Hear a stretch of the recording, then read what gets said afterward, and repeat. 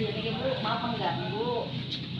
Kemarin kan saya sudah bercerita ya pada Ibu mengenai kasus yang 1 sampai 4. Bisakah Ibu memberikan pendapat mengenai kasus tersebut? Bisa.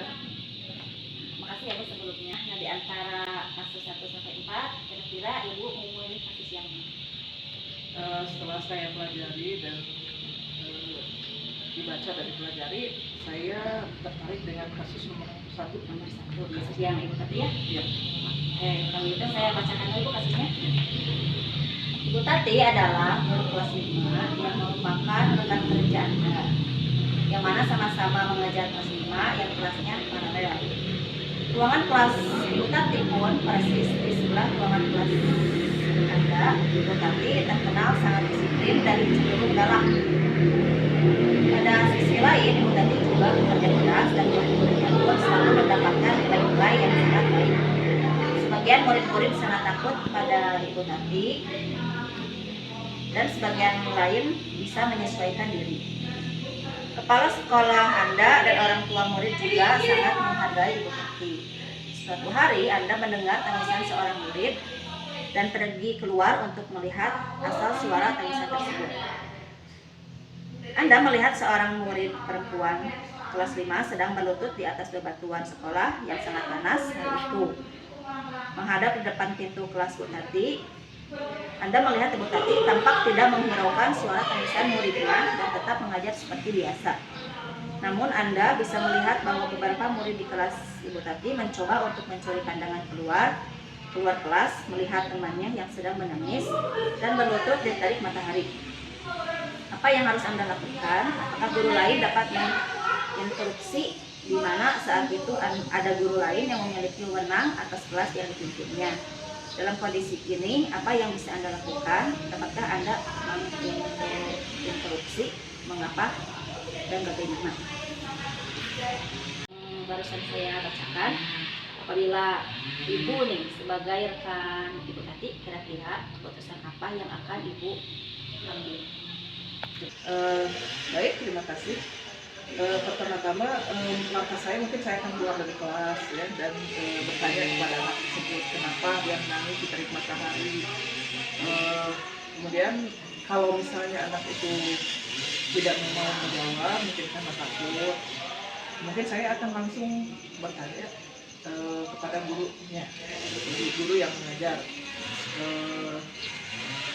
Walaupun misalnya itu wewenang guru yang bersangkutan, tapi saya tidak bisa menutup mata melihat ada seorang siswa yang berada dalam posisi seperti itu. Kemudian kalau saya bertanya kepada Bu Tati, mungkin kalau Bu Tati misalnya tersinggung karena saya menginterupsi kelasnya, mungkin saya akan memberikan pandangan kepada Bu Tati bahwa memang saya tidak berwenang ya untuk mencampuri karena wewenang dalam kelas itu adalah wewenang guru yang bersangkutan. Tapi ini karena kepedulian saya terhadap anak tersebut, karena menyangkut keselamatan, ini sifatnya fisik ya. Nanti kalau ada apa-apa kan bukan hanya Bu Tati saja yang kena, kami juga seluruh warga sekolah pasti akan kena, terutama kepala sekolah. Nah, kalau misalnya Bu Tati ngotot, dia merasa tidak dihargai karena itu bagian dia di kelasnya, mungkin saya akan bekerja sama atau bertanya dulu kepada rekan-rekan guru yang lain. Kalau misalnya kita satu suara, mungkin kami akan ngobrol dulu dengan kepala sekolah, karena bagaimanapun segala kegiatan di sekolah itu kan bertanggung jawab ke sekolah. Jadi kalau ada apa-apa kan nanti sekolah juga yang mau.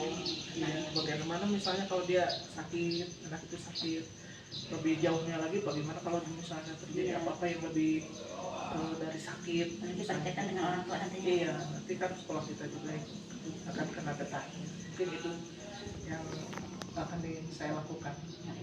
Bagus sekali Ibu. Mungkin keputusan yang akan Ibu ambil, pertama yang akan Ibu lakukan adalah menghampiri Bu Tati mungkin ya. Iya. Menghampiri Bu Tati. Menghampiri anaknya dulu. Menghampiri anaknya dulu. Kemudian bertemu dengan Bu Tati, Iya. menghampiri Bu Tati dan bertanya. dan bertanya alasannya mengapa bertindak demikian. Nah, apabila Bu Tati masih ngotot, mungkin tindakan Ibu selanjutnya adalah membicarakannya kepada rekan yang lain Ya, dan juga dengan rekan-rekan dulu, dengan baru rekan-rekan dengan kemudian setelah berembuk kita akan ngobrol dengan dengan sekolah. sekolah. Ya, bagus sekali Ibu keputusan yang Ibu ambil. Kira-kira prinsip mana yang akan Ibu ambil dalam menyikapi kasus tersebut? Saya mungkin akan mengambil ketiga-tiganya prinsip berdasarkan ketiga prinsip tersebut. Yang pertama mengenai prinsip atas kepedulian. Jelas ya, itu karena bagaimanapun kita peduli pada siswa kita ya. Nanti kalau dia misalnya sakit kan bisa mengakibatkan kita semua gitu. Yang kedua prinsip peraturan. Sekarang kan kita tidak boleh kan menghukum anak dengan hukuman fisik. Bisa saja hukumannya bisa diganti dengan lain. Kalau misalnya dia itu Ibu Tati sedang mendisiplinkan siswa, itu kan bisa dengan cara lain, tidak dengan cara fisik. Dan prinsip yang ketiga yaitu hasil akhirnya kita berembuk dan untuk mencapai kesepakatan terhadap kasus Bu Tati ini, sehingga mencapai hasil akhir yang sama-sama kita harapkan. Kalau begitu sependapat ya Bu dengan saya, karena memang apalagi kalau kita bekerja dalam lingkungan sekolah, pasti rasa peduli itu harus lebih diutamakan, apalagi menyangkut siswa, menyangkut orang tua juga nantinya, menyangkut nama baik sekolah. Selain itu